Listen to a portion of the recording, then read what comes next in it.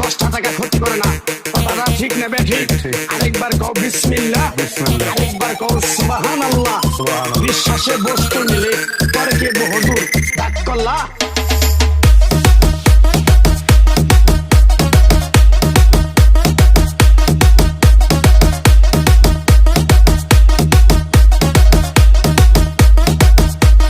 বিসমিল্লাহ।